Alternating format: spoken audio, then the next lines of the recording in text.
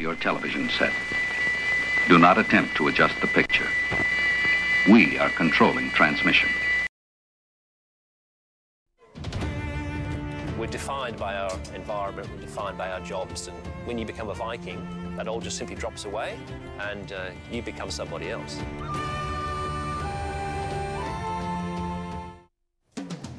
Good morning and welcome to Weekend Breakfast. I'm Gemma Vaness. And I'm Richard Davies. Making news this morning, homes affected by bushfires on Victoria's Surf Coast to be checked for asbestos ahead of a community meeting later today.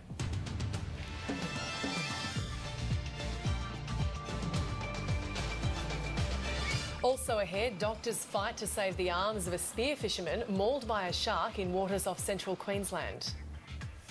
People in Saudi Arabia defy a ban on public protest, demonstrating over the execution of a prominent Shiite cleric. And record crowds for the Big Bash, with more than 80,000 fans filling stands at the MCG.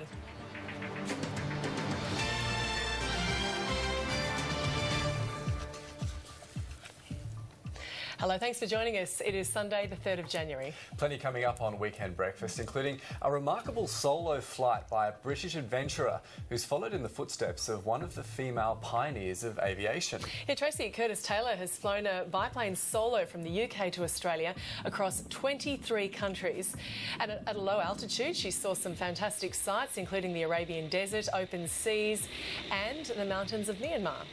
She retraced parts of Amy Johnson's famous flight from Britain to Australia in 1930, and she completed her journey at the same spot in Darwin. Pretty amazing to complete that journey now. Even with modern technology, she's still in that very old plane with an open cockpit. It is just, I mean, it's bad enough doing the flight from Britain to Australia anyway these days, but even a plane like class, that. Yeah, and I love that she retraced those steps, so it's a lovely story and really looking forward to that one. Well, that's coming up a little bit later. But Victoria's Country Fire Authority says areas affected by the bushfire on the Surf Coast must be checked for asbestos before people can return to their homes. A meeting will be held today at Apollo Bay for communities impacted by the blaze. 116 homes were destroyed in Wye River and Separation Creek, and fire crews continue to battle the out-of-control fire in the Otway Ranges. A number of permanent residents and tourists are still trying to get back into communities. They're being forced to have been forced to evacuate over Christmas. This afternoon, a concert will be held at Lorne to raise money for the victims. Doctors are trying to save a spear fisherman's arms after he was mauled by a shark in waters off Yeppoon in central Queensland. The 31-year-old was diving off Mile Island when a 3-metre-long shark attacked him just before midday on Saturday. The man has told the Queensland Ambulance Service he punched the shark repeatedly before he was able to swim back to his boat. Surf Life Saving South Australia says it'll look into whether warning signage is needed on South Australia's Glenelg breakwater following the drowning of 2 boys on New Year's Day. 5 children were playing on the breakwater when they slipped off the rocks into a deep channel. 3 children were pulled from the water, but 2 11-year-old boys were found unconscious a short time later. 1 died at the scene and the other on arrival at hospital. A woman has been released from hospital after a suspected drug overdose during the New Year's Day Field Day Music Festival in Sydney's CBD. The 23-year-old was taken to St Vincent's Hospital in a critical condition on Friday night, but has since been stabilised. During the festival, 212 people were treated by paramedics and 5 of those were taken to hospital. Police charged almost 200 people with drug-related offences at the event. 2 Australian climbers have been killed after falling from a mountain in New Zealand's Aoraki Mount Cook National Park. The bodies of 42-year-old Stuart Holloway and 35-year-old Dale Thistlethwaite were found on New Year's Day but weren't identified for 24 hours. Authorities believe the experienced climbers fell from near the top of the 3,300-metre peak. There's been condemnation across the Middle East after Saudi Arabia executed 47 people, including a prominent Shia Muslim cleric. Saudi Arabian demonstrators in the city of Qatif are defying a ban on public protest to oppose the execution of Shia Muslim cleric Nimr al-Nimr.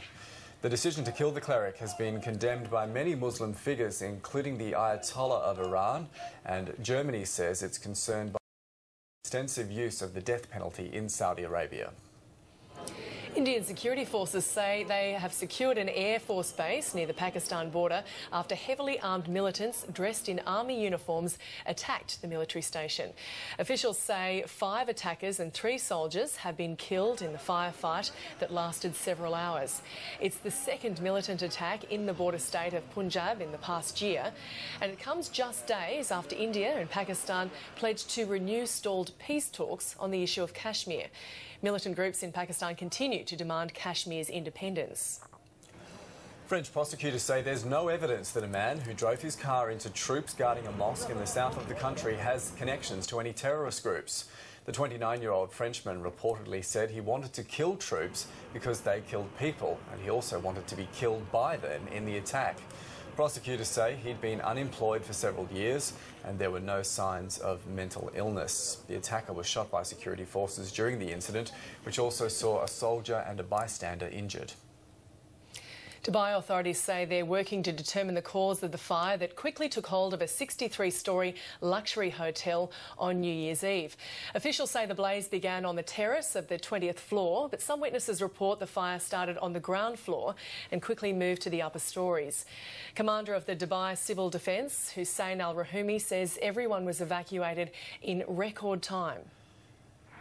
Authorities in the American state of Illinois say dams and levees are coming under stress as floodwaters move down the Mississippi River.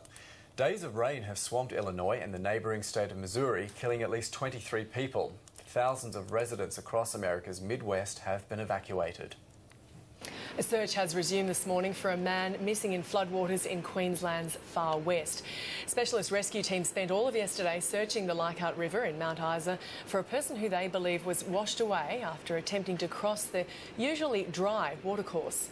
Witnesses have told police they saw a man dive into the river and start swimming upstream but never come out. Heavy rains across Western Queensland have triggered flood warnings for a large number of rivers through the outback of the state. Health authorities say they're not sure how a patient at Brisbane's Wesley Hospital tested positive with a potentially deadly Legionella bacteria. Queensland Health is testing the hospital's water supply and ice-making machines after a patient tested positive to the bacteria, which can cause Legionnaire's disease. It follows an incident in 2013 where a person died after contracting it. And now it's time for All the Sport with Neve Owens, who is joining us today from the Sydney Cricket Ground. Good morning, Neve. Morning, Jem. Morning, Richard. How's it looking down there? Well, we've actually been surrounded by members this morning. The gates have just opened for the members here at the Sydney Cricket Ground. There was around 500 or 600 people here queuing to get in for the first day of this first test against the West Indies. And that's where we'll start our news headlines this morning, because the New South Wales spin bowling pair of Stephen O'Keefe and Nathan Lyon have been selected to play today for Australia. Stephen O'Keefe will be very keen to cement his spot as Nathan Lyon's backup in this Australian side, and it'll be his first test match on home soil today. The pitch at the Sydney Cricket Ground is expected to offer plenty of turn when the third and final test in the series gets underway this morning.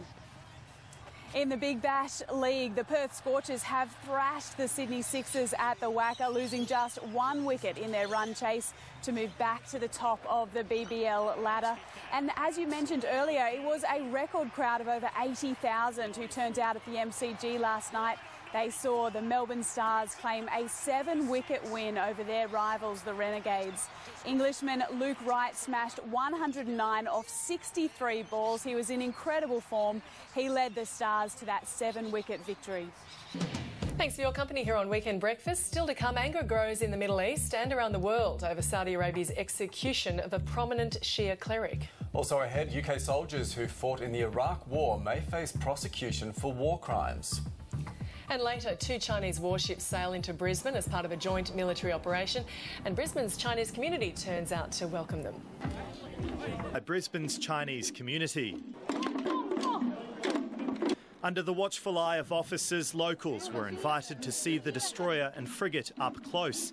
Cannons, machine guns, missile silos, China's state-of-the-art war machines impressed many. The ship is awesome. It's in my life the first time I saw the ship, the huge like this. The ship is amazing, a big one, a stronger. I think it's so excited. But some weren't concentrating on the military hardware. A lot of Chinese people so excited, and we can see these handsome soldiers. Very cool, yeah, very cool. Australian naval officers were also given the opportunity to learn more about the visiting world power. It's great always to see visiting Navy ships, and it's always interesting to see when they come into town. The Chinese task group has been on a global deployment for about 5 months and will spend a number of days in Brisbane before returning home. Jonathan Hare, ABC News, Brisbane.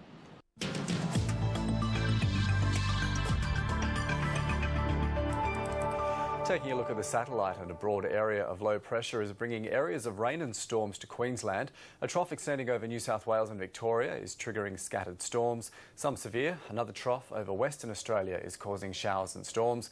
A high is directing gusty southeasterlies along the South Australian and Victorian coasts. Around the country in Queensland, rain and storms across the north and west, heavy in the south, generally dry about the central and south coast. A cloudy day across New South Wales, rains and storms in the north, spreading east, showers and storms in the south, mainly inland. In Victoria, warm in the north, cool for the south, fresh winds with showers mainly in the inland and in the east. In Tasmania, cool in the east, mild for the west, light isolated showers in the east and later in the west. Gusty winds in South Australia, isolated storms expected east of the lofty ranges, warm inland and hot in the north of the state. Scattered thundery showers in the south and inland for Western Australia. It'll be hot in the north and west, windy in the south. Isolated storms and showers for the top end. It'll be mostly sunny and hot throughout. And looking ahead to tomorrow's forecast for the capitals, Brisbane, a shower or two for Sydney, Canberra and Hobart.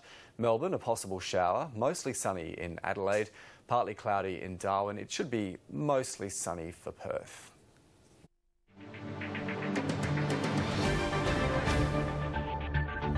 Time for a look at the front pages of today's major newspapers, and Queensland Sunday Mail reports households with solar panels could lose generous tariffs if they install systems to prevent blackouts, plus celebrations across the state with a deluge of rain hitting drought-stricken areas. The Sunday Telegraph front page focuses on cricketer captain Steve Smith, who is set to break records when he walks out on the SCG today, plus a warning to festival promoters who don't crack down on illicit drugs. The Sun Herald says a former 90s TV dance star is facing child pornography charges following a raid by police, plus a record crowd for last night's Big Bash. The Herald Sun has a report on the Victorian government's plan to photograph and fine tailgating motorists. And it also has an exclusive with Leighton Hewitt ahead of his last Australian Open. The Sunday Age has a feature on the Melbourne couple who fell to their deaths while climbing a mountain in New Zealand, and a story on former drug squad detective Paul Dale, who has lost a bid for taxpayer-funded compensation for trauma he claims was suffered in prison. The Sunday Tasmanian has a plea from conservationists for drivers to be more cautious on the roads in a bid to help save Tasmanian devils from extinction. The Sunday Times reports the WA hospitals face big cuts as the state government looks to slash health funding.